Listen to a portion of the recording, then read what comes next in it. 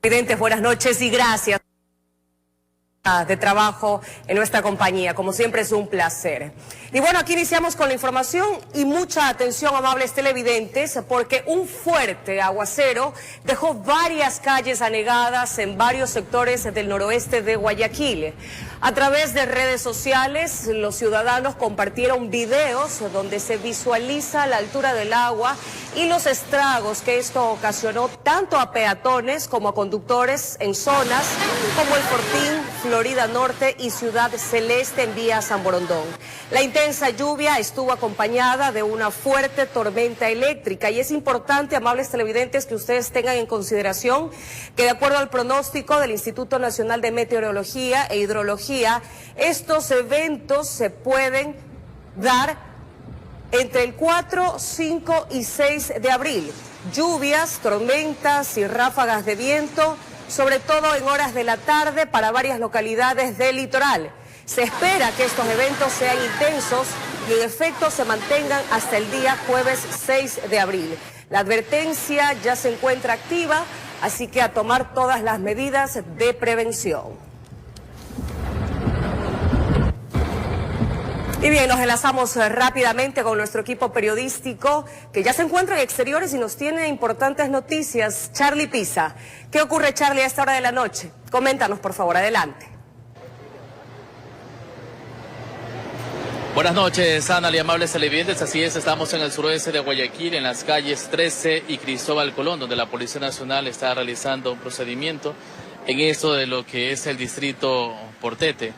Un ciudadano aproximadamente 19 horas con 30 minutos fue lamentablemente asesinado. Ciudadanos que aparecieron de repente en un automóvil. Otros mencionan que eran dos carros que llegaron por este sector de la calle 13 y Cristóbal Colón. Más adelante está el Estero Salado y el puente de la calle A.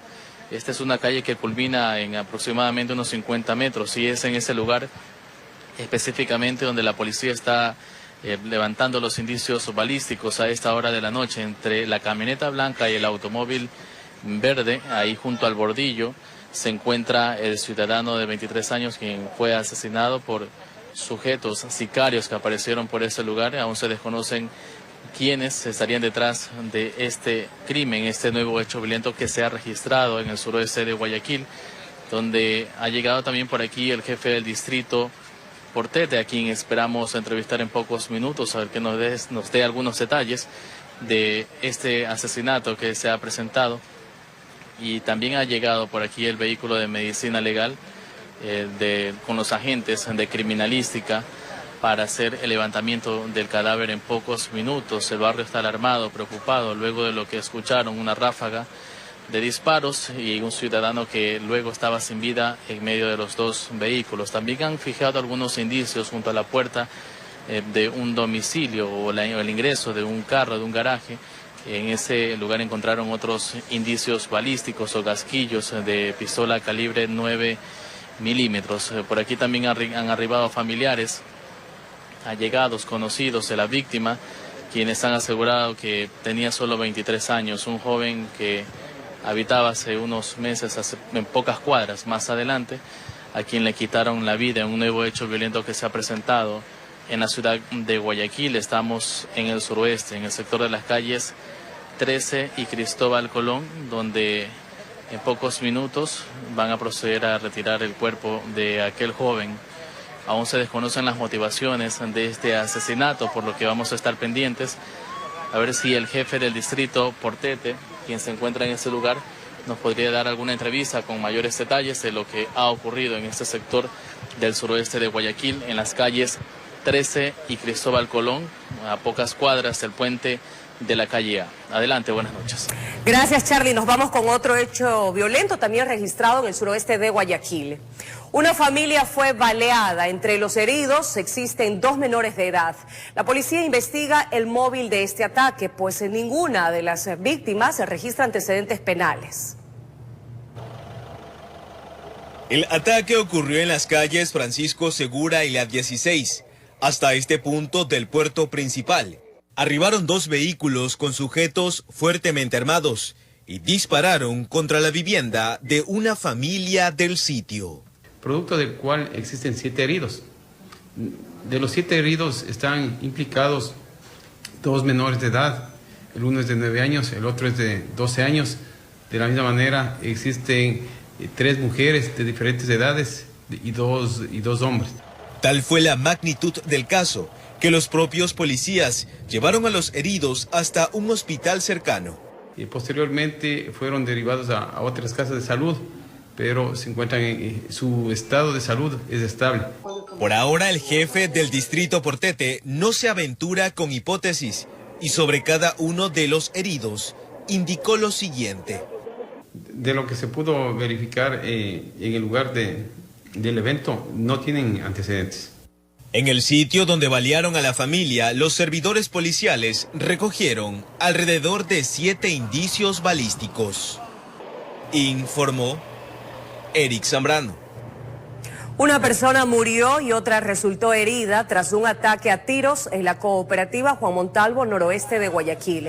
Las víctimas estaban sentadas en los exteriores de una barbería cuando fueron baleadas. Moradores del sector auxiliaron a las víctimas. Y al menos 6 asesinatos han ocurrido en diferentes sectores de Guayaquil durante las primeras 24 horas del estado de excepción. Estos crímenes ocurrieron pese a la presencia de la policía y militares en las calles. Acá en la floresta, unos muertos. 6 personas baleadas, así como 4 viviendas y 2 carros afectados por el paso de proyectiles. Fue el saldo de un ataque protagonizado por 4 sicarios. El hecho sangriento ocurrió la noche del domingo en el sector de la Floresta 2, en el sur de Guayaquil. Creo que era metralleta, yo qué sé, pero fue una ráfaga pero terrible. Yo la verdad que estábamos en una esquina, casi a 3 cuadras, se escuchó durísimo. Imagínense las personas que estaban tan cerca. Entre las víctimas figuran 4 adultos, un menor de 15 años y una mujer. Esta última, al igual que el adolescente, serían víctimas colaterales. Una persona de nombres Cristian Antonio E.A., de 35 de años, resultó fallecido. No tienen antecedentes aquí en Ecuador, ¿sí? Entonces igual ya el eje investigativo está verificando si en Venezuela tienen algunos antecedentes. En el sitio, la policía de criminalística recogió alrededor de 30 restos de balas, de armas de corto y largo alcance. La delincuencia está demasiado para eso, no se puede, yo no sé qué es lo que pasa, pero no se puede vivir así en esta ciudad. Además, agentes del Servicio Urbano del Distrito Sur detuvieron a uno de los supuestos responsables mientras circulaba en este vehículo. Del 1 de enero al 3 de abril del 2023, en la zona 8 han ocurrido más de 585 muertes violentas. Los últimos 6 casos se produjeron luego de que el gobierno nacional anunciara el estado de excepción, decretado con la finalidad de disminuir la actual ola de violencia. Estamos trabajando para manejar esos índices en cifras de menor números y estos van a dar buenos resultados. Informó Jorge Salazar. Y en efecto, queridos amigos, para frenar este alto índice de violencia, la policía trabaja intensamente. En este preciso instante se encuentra realizando un operativo de control. Nuestro compañero Julio César Saona se ha trasladado hasta este sitio y nos tiene un completo reporte. Julio César, adelante. Buenas noches.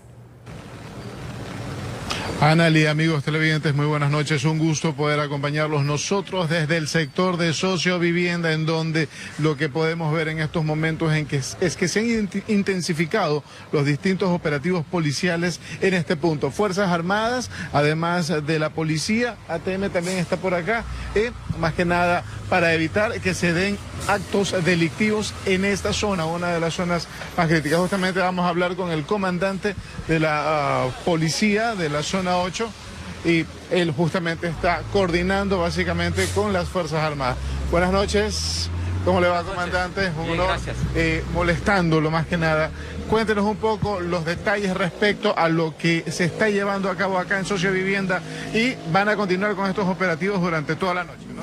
Así es, vamos a continuar durante toda la noche, la madrugada. Son operativos coordinados entre las Fuerzas Armadas y la Policía Nacional, dando cumplimiento a diferentes operativos que tenemos planificados por el estado de excepción.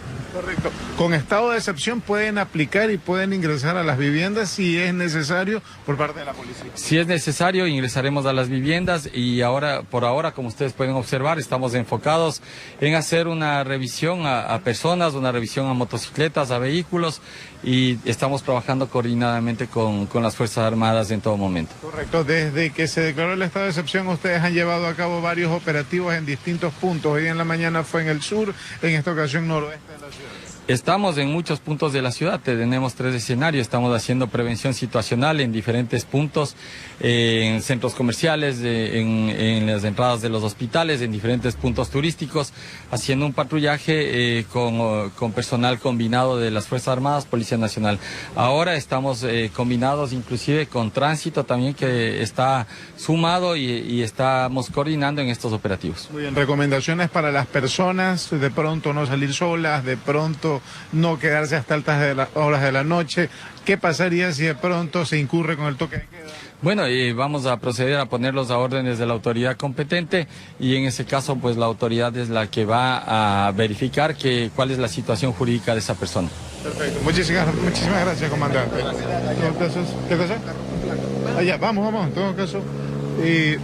Algo que se dio hace poco, justamente un carro me parece que tiene problemas, algo con las placas me parece. Vamos a tratar de hablar con la gente de ATM.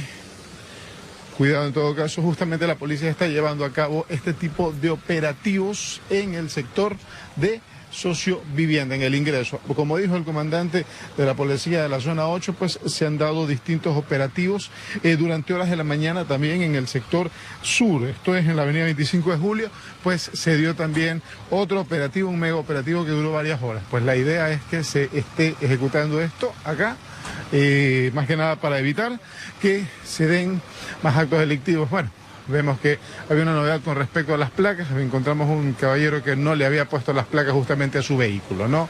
Bien. Pero bueno, parece que están llegando a un acuerdo. Bueno, esa es la información que tenemos hasta esta hora de la noche, justamente desde acá, desde el sector de sociovivienda, en donde cae una leve llovizna, donde lógicamente lo que se está haciendo es básicamente evitar que los actos delictivos se sigan ejecutando en distintas zonas de la ciudad de Guayaquil y toda la zona 8. Bien, esa es la información que tenemos hasta esta hora de la noche. Anali, ¿tú tienes más información desde estudios? Buenas noches. Por supuesto, Julio César, buenas noches. Recordemos que esto es por nuestro bienestar, así que prestar toda la colaboración. Y bien, amigos, cuando son las 22:15, permanezcan muy atentos de nuestra sintonía, porque en breve les contaremos sobre la captura del presunto líder de un grupo delictivo vinculado a extorsiones y otros delitos. Además, decomisan 1 tonelada de droga en un puerto de Guayaquil. El alcaloide tenía como destino Europa. La ampliación de estos hechos en breve. Ya en otros temas, les contamos que la Comisión de Fiscalización de la Asamblea Nacional, en medio de roces y aclaraciones, inició el trámite de juicio político contra el presidente de la República, Guillermo Lasso. En la Asamblea Nacional arrancó el trámite del juicio político contra el presidente de la República, Guillermo Lasso. Las autoridades de la Comisión de Fiscalización dejaron claro lo que se aceptará en este proceso. Acatar directamente el dictamen que estableció la Corte Constitucional, en el sentido que únicamente se puede juzgar políticamente al presidente Lasso por presuntos delitos de peculado en un contrato firmado en Flopec con la empresa Amazonas Tankers. Todo lo demás va a quedar y debe quedar por fuera. Aquí no hay espacio para hablar de mafia albanesa porque no presentaron las pruebas, tampoco hay espacio para hablar de Leonardo Cortázar porque no quisieron presentar las pruebas, menos aún hay espacio para hablar de Ítalo Cedeño y los supuestos casos de corrupción en Petroecuador, ni de Cherres, nada.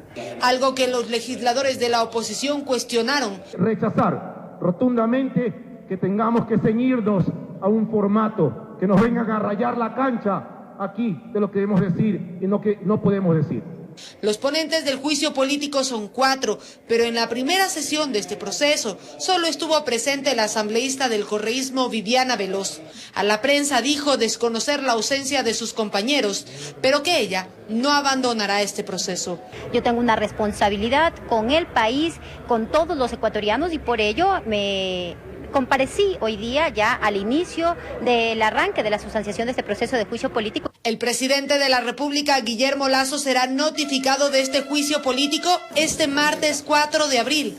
Las comparecencias arrancarán desde el 15 de este mes.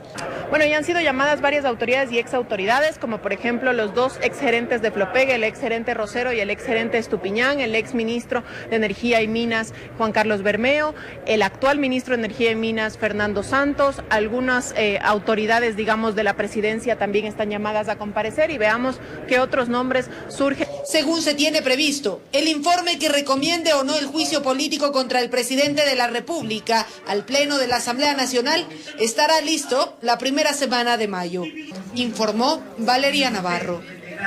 Wilman Terán, titular del Consejo de la Judicatura, presentó una acción de protección contra el presidente Guillermo Lasso, con la que pretende que el régimen entregue más de 265 millones de dólares que se le adeudaría a la función judicial.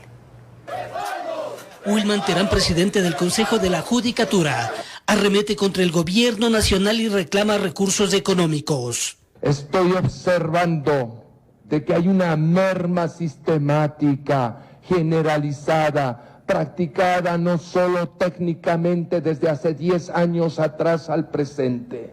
Violación al acceso a la justicia. Hay una violación a la tutela judicial efectiva, al debido proceso, al derecho a la defensa, al derecho a la igualdad. Se menciona que son alrededor de 265 millones de dólares que el régimen adeudaría al sector judicial, y que ahora, a través de esta misma función del Estado, se pretende ese desembolso, al parecer, a las buenas o a las malas, con una acción. Una garantía jurisdiccional de acción de protección en contra del señor presidente constitucional de la República del Ecuador, el señor ministro de Finanzas y, obviamente, el Procurador General del Estado. Con esto se pretendería disipar señalamientos en su contra.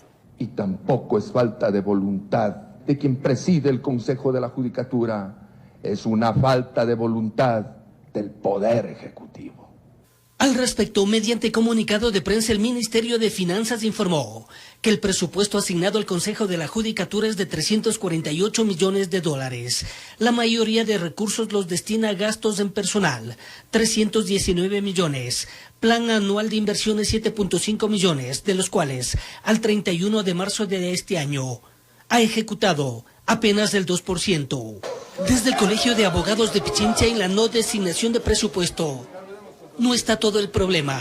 Yo creo que la corrupción reinante, existente en ámbitos del propio Consejo de la Judicatura, es un asunto que tiene que ser enjuiciado por el nuevo presidente, en este caso por el doctor Wilman Terán. ¿Son sorteos a dedo de las causas? De hecho, mire, el sorteo direccionado de causas, irregular y mañoso, hecho en unos casos por presión política, en otros por corrupción.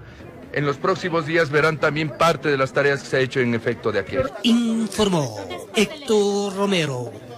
Un operativo en conjunto entre Fuerzas Armadas y Policía permitió la captura del presunto líder de un grupo delictivo vinculado a extorsiones y otros delitos.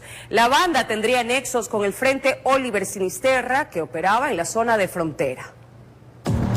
Con información de inteligencia militar y policial, los equipos operativos llegaron en la madrugada hasta el sector de La Carbonera, Cantón San Lorenzo, a pocos kilómetros de la frontera con Colombia. Amparados en la vigencia del estado de excepción que rige en la provincia de Esmeraldas, allanaron 2 viviendas en busca de un hombre de 28 años de edad, presunto líder de una organización delictiva, inmiscuida en varios delitos. Se dedica a cometer varios delitos, como son extorsiones, intimidaciones, asesinatos. John Fernando C., alias G., sería el cabecilla de una banda de sicarios que tendría relación con el Frente Oliver Sinisterra, grupo delictivo que opera en lado colombiano. En la vivienda donde descansaba el sospechoso encontraron un artefacto explosivo y otras evidencias. Tipo granada de mano, 2 motocicletas con alteraciones en sus numeraciones y 3 celulares que fueron decomisados para fines investigativos. Que serían los indicios asociativos a varios delitos. El ciudadano y los indicios fueron puestos a órdenes de la autoridad competente. El presunto cabecilla de la organización criminal era considerado un blanco de alto valor para las autoridades de seguridad de Ecuador. No está descartado que los integrantes de la banda del Negro G hayan salido de su jurisdicción, es decir, del cantón fronterizo de San Lorenzo. En los últimos meses se han registrado varios casos de asesinatos y extorsiones por parte de grupos delictivos. Presumible líder de un grupo de delincuencia organizado local conformado por una posible banda de sicarios que atemoriza a San Lorenzo. Al sospechoso en la audiencia de formulación de cargos, el juez le dictó prisión preventiva por tenencia ilegal de armas, municiones y explosivos y su traslado a la cárcel de La Tacunga. Informó Iván Casamen. En enero de este año, la Asamblea aprobó una ley en la que se reforman artículos del COIP referentes al porte y la tenencia de armas.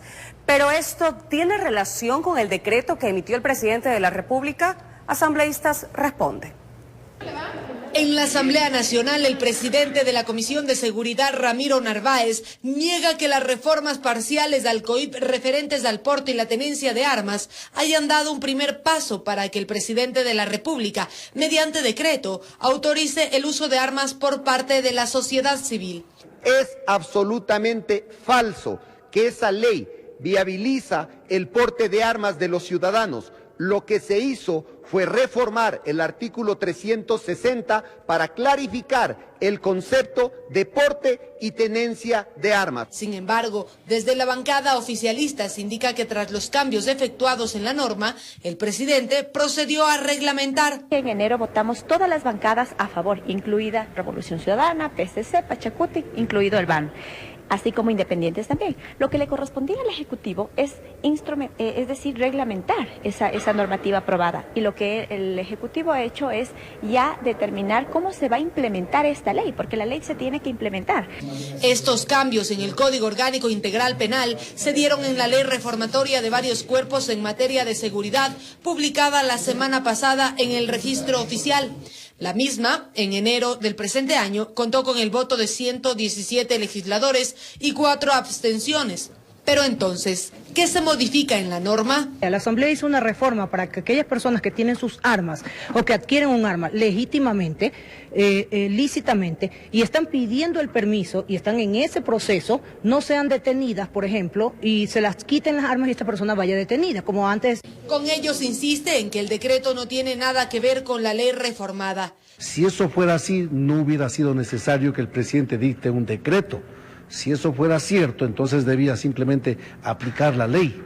Es decir, en este momento el decreto es independiente de la reforma que realizó la Asamblea. No tiene ligación lo uno con lo otro. Informó Valeria Navarro.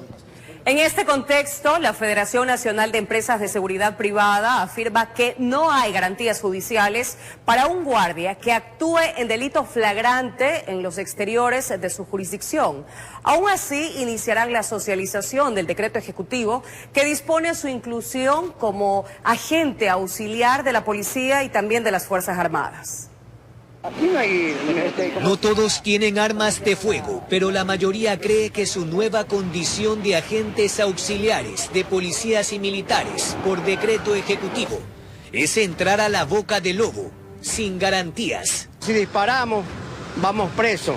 No hay una ley sustitutiva como lo tienen los ladrones. Ellos gozan de beneficios como siempre ellos. Por eso cubren su identidad.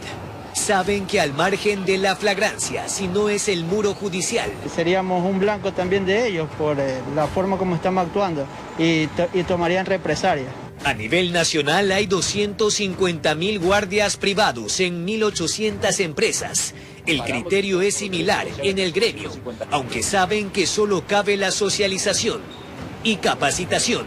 Es prioridad netamente del Estado. En Colombia regresó a ver el Estado a la seguridad privada para que apoye a la sociedad en temas de seguridad, pero desde el ámbito disuasivo, preventivo, informativo, más no como lo quieren hacer acá, desde el lado represivo. Jorge Villacreces cree, sin embargo, que debe haber una precisión en la normativa para saber dónde estarán pisando. Y vemos que están asaltando a una persona en la calle, en un carro, llevándosele un celular, ¿qué es lo que va a hacer el guardia de seguridad? Si llega un delincuente con ametralladoras a nuestra unidad de negocio que estamos custodiando, obviamente nosotros lo que podemos portar son armas 9 milímetros o calibre 38 revólver. En la mitad, la ciudadanía que sigue amenazada bajo cualquier circunstancia. Con cámara de Javier García, informó Jorge Escobar. Y según la única empresa autorizada para la importación de gas pimienta, hasta el momento su venta se ha efectuado solo con la presentación de la cédula de identidad, aunque existe una bitácora que es controlada por las Fuerzas Armadas. El decreto ejecutivo libera su venta y dispone que la concentración del químico sea igual o menor al 1.3%. No tiene ni un mes con su única defensa en la cartera. Lo hace porque sale con su hermana y ya la asaltaron hace poco. Además, la calle. La calle es un caldero. O vamos en un taxi, siempre vamos viendo que el señor no pierda la ruta o si está texteando. O sea, siempre estamos con un miedo ya. El acuerdo ministerial 270 del año 2016 autorizó su importación y comercialización. La ley de armas no exige la presentación de documentos técnicos para la adquisición del gas pimienta, cuyo costo oscila entre los 10 y 30 dólares en Internet, de manera abierta. Hoy el decreto libera su venta. Anteriormente sí se vendía estos aerosoles de gas pimienta, donde se les registraba los nombres, el número de cédula y domicilio. Y naturalmente, cada mes, cada fin de mes teníamos que reportarnos ante el Comando Conjunto de las Fuerzas Armadas. Y especifica que el nivel de capsaicina sea igual o menor al 1.3%, su volumen de hasta 120 mililitros y un alcance no mayor a 10 metros. Según la única empresa autorizada, hay instrucciones básicas. Le va a traer una ceguera, pero una ceguera temporal, irritación inclusive, pero en pocos segundos desaparece este dolor y tiempo suficiente como para que el ciudadano o el policía lo detenga. Pero que no lo usemos cuando tengan armas. O sea, realmente no es para todos los casos, pero creo que sí nos va a ayudar en algún momento que nos sintamos que estamos en peligro. Que a la hora de enfrentar a Lampa lo que esté a la mano y sin doblarse, parecería la sentencia del hastío popular.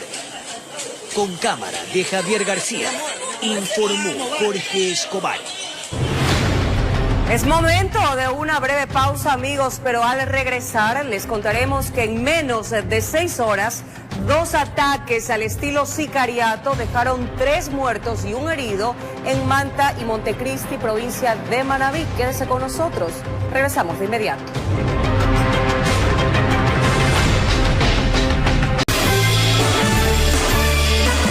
Gracias por permanecer en nuestra sintonía. Ya estamos de regreso con lo anunciado. En menos de 6 horas, 2 ataques al estilo sicariato dejaron 3 muertos y 1 herido en los cantones Manta y Montecristi, en la provincia de Manabí. 2 de los fallecidos tenían antecedentes penales por tráfico de drogas. 2 ataques al estilo sicariato dejaron 3 muertos y 1 persona herida en los cantones de Manta y Montecristi, en la provincia de Manabí. El primer caso ocurrió en el sector La Victoria. El carro se mete. Estando dentro, lo llama el man, la chileta. Y ahí le pega los tiros adentro. Le pega los tiros y sale, y pega los tiros fuera del carro y se viene también. Alexander Arteaga Pacheco fue acribillado en la puerta de su vivienda. 14 balazos le descargaron los sicarios. Estaba con su señora madre, venía de retirar a algún sobrino de un centro educativo y la persona le pregunta alguna dirección y procede a disparar. 6 horas después, en Montecristi se registró un doble crimen. Sicarios dispararon 33 veces en contra de 2 hombres dentro de un vehículo. Bueno, una ráfaga con varias detonaciones, como rapidito, como que fuera una ametralladora. Pero entonces por ahí se comentan que regresaron unos de ellos y procedieron a como quien dice, a rematarlo. y ahí ya salieron soplados. El hecho ocurrió en la parroquia Leonidas Proaño. Jacinto M. y Alex B. fallecieron tras el ataque. Las dos personas registran antecedentes penales por tráfico en el año 2018, si no me equivoco. Son 33 indicios balísticos levantados. Ustedes pudieron observar dentro de una camioneta. Las autoridades investigan el móvil de estos ataques violentos. Se está haciendo todas las investigaciones para determinar qué tipo de vehículos se usaron, cuál fue la logística que usaron los sicarios para determinar qué es lo que ocurrió. Con cámaras de Eduardo García desde la provincia de Manabí, informó Wendy Delgado. Decomisan 1 tonelada de droga en un puerto de Guayaquil. El alcaloide tenía como destino Europa. Tras aplicar los operativos correspondientes, además de varias semanas de investigaciones, la policía logró dar el golpe. El resultado, 1 tonelada de alcaloides que pretendía salir por el puerto marítimo de Guayaquil hasta otro continente, específicamente Europa. La droga estaba camuflada en cajas de banano. Nuevamente se neutralizó el envío de estupefacientes por vía marítima. La autoridad de seguridad daba los detalles. Como resultado, la aprehensión de 1 tonelada de clorhidrato de cocaína que tenía como destino a Europa. Separaron un contenedor en el que contenía banano de exportación. Hallaron 1066 envolturas rectangulares tipo bloque con una sustancia blanquecina. De estas acciones hay un detenido que la policía continúa investigando más a profundidad para establecer quién o quiénes estarían detrás de este tipo de delitos. Tenemos un aprehendido en este caso de la incautación de 1 tonelada de droga. De igual forma, como les mencionaba, esta droga salía hasta Europa, hasta Alemania. De ahí que se daban otro tipo de datos, detalles respecto al cargamento y su destino y demás. En la zona 8 se han procedido a efectuar 691 operativos con un resultado de 854 personas detenidas y la incautación de 20 toneladas con 144 kilogramos. Van a intensificar los controles con la finalidad de evitar que nuevos cargamentos con droga zarpen desde el puerto principal. Informó Julio César Saona. Y nos volvemos a enlazar con Charlie Pisa, quien se encuentra en el suroeste de Guayaquil, desde donde nos reportó un nuevo caso de sicariato. Mi querido Charlie, ¿tienes alguna actualización sobre este nuevo crimen? Te escuchamos. Buenas noches, Ana Lesíes. Tenemos actualización de este caso. Se trató de un joven de 23 años quien fue asesinado en el barrio de las calles 13 y Cristóbal Colón, esto frente al Cristo del Consuelo en el suroeste de Guayaquil. Caminaba por aquel lugar cuando de repente aparecieron 2 automóviles, según testigos. De ahí se bajaron varios sujetos armados, portaban pistolas y le realizaron varias detonaciones de armas de fuego en la cabeza y en los brazos. Él quedó sin vida entre el bordillo y la calle, tapado por 2 carros. Estábamos hablando de una camioneta que ustedes están viendo en estas imágenes, como también de un automóvil. Varias personas que estaban en el lugar indicaron que él habitaba cuadras más adelante y aún se desconoce qué hacía por aquel sector. La Policía Nacional, específicamente del Distrito Portete, mencionó que este ciudadano de 23 años ya registraba un antecedente y por parte de la DINASEC realizan las respectivas investigaciones para conocer las motivaciones de este asesinato, como también quiénes estarían detrás de esta muerte violenta. Más detalles de ese caso les tendremos en las primeras emisiones de este martes. Buenas noches. Cómo no, Charlie, estaremos muy pendientes. Te agradecemos por este reporte y con esto nos vamos a un corte comercial, pero regresamos enseguida. Quédese con nosotros.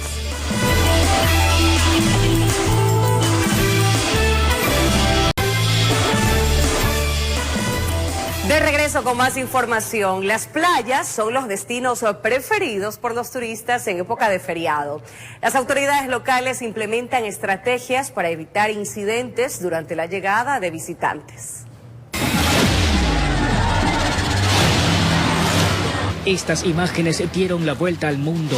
Sorprendieron por tratarse de una localidad donde no es una costumbre celebrar así. Pero el desenfreno que reinó esa noche del sábado 18 de febrero dio paso a una serie de actos fuera de control. En nombre de mi provincia, disculpa quizás a muchos ciudadanos por haber visto ese tipo de situación, pero tenga la plena seguridad que esto no se va a volver a repetir. No son nuestros hermanos peninsulares vienen de otro lado quizás a dañar una imagen que hemos construido. Sucedió lo que realmente nosotros ya habíamos previsto que iba a pasar, porque esto no es nuevo. Pero entonces, si era algo que ya se tenía entre las expectativas, ¿qué pasó? ¿Qué pasó en el camino? No sé, pero sí sabemos lo que pasó y realmente cómo nos afectó a nosotros los empresarios turísticos. Y es precisamente el sector turístico el primero en reportar las pérdidas. Desde la mañana siguiente, algunos hoteleros registraron la cancelación de reservas previas. Y en otros casos, familias que ya se encontraban hospedadas exigieron el retorno del dinero depositado. Sí hubo gente que se regresó. De hecho, inclusive no solo cancelaciones, me refiero a gente que vive, que tiene los departamentos o las casas, prefirieron hacer maletas y regresarse. Pero más allá de estos actos, existen diferentes balnearios donde hay otras problemáticas que hacen pensar antes de visitarlos. Uno de ellos es el tema delincuencial. Y la delincuencia aquí está un poquito fuerte. Que andan robando a los locales comerciales, a los señores turistas mismos que ya han robado. Entonces eso vemos y sentimos. Y eso también genera temor por las pérdidas económicas que representa la no asistencia del turista. Otro ejemplo es lo que sucede en el Cantón General Villamil, en Guayas, donde cada mañana el mar les trae basura. Todos los días limpiamos, pero todos los días el mar bota.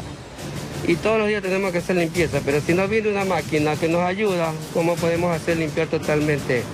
Nosotros agradecemos muchísimo que trabajamos con los servidores turísticos, los cuales están comprometidos con su área. Ellos limpian, amontonan y después va la maquinaria y retira esto. Es una lucha constante porque se limpia hoy y mañana otra vez está sucio. Sea producto del desorden, de la delincuencia o de la misma naturaleza, quienes trabajan con el turismo ven afectados sus ingresos. Para este feriado de Semana Santa se sienten confiados de que las cosas serán distintas, que hay un público más calmado al que deben recibir. En nuestra próxima entrega les mostraremos qué se ha hecho para controlar todo lo expuesto y qué otras alternativas existen, más allá de sol, mar y arena. Informó José Morales.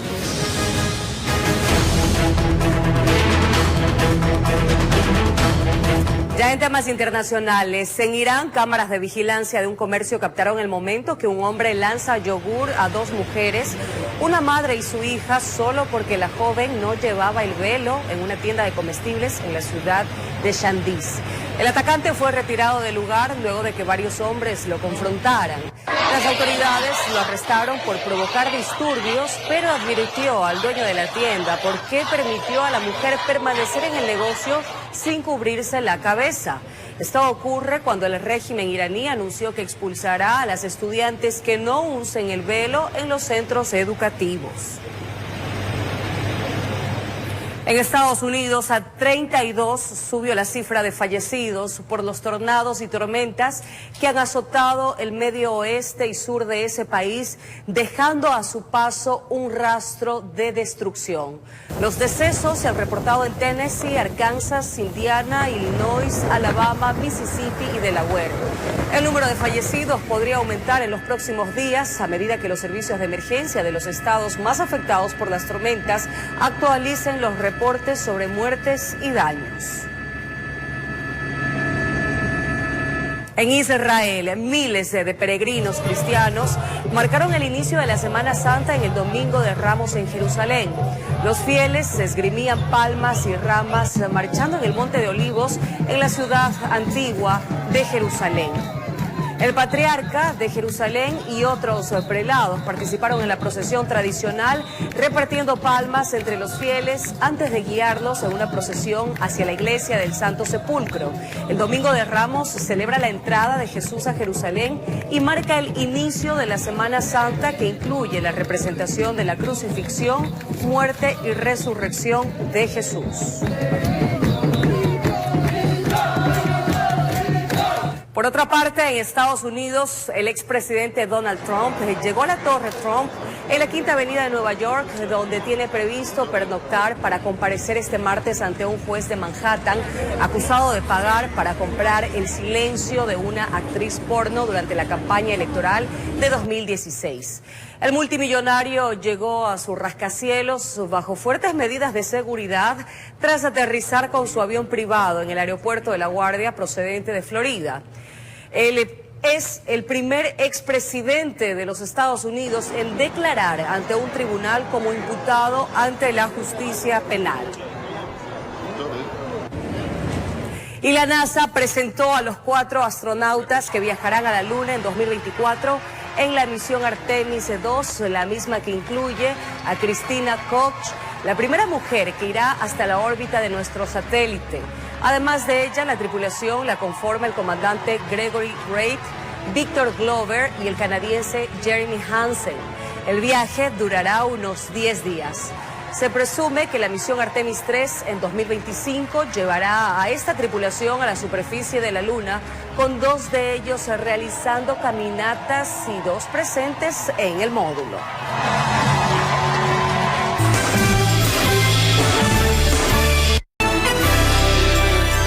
Así finalizamos, amigos, pero no olviden que de acuerdo al pronóstico del INAMI se registrarán fuertes lluvias hasta este día jueves 6 de abril, así que tomen todas las precauciones necesarias.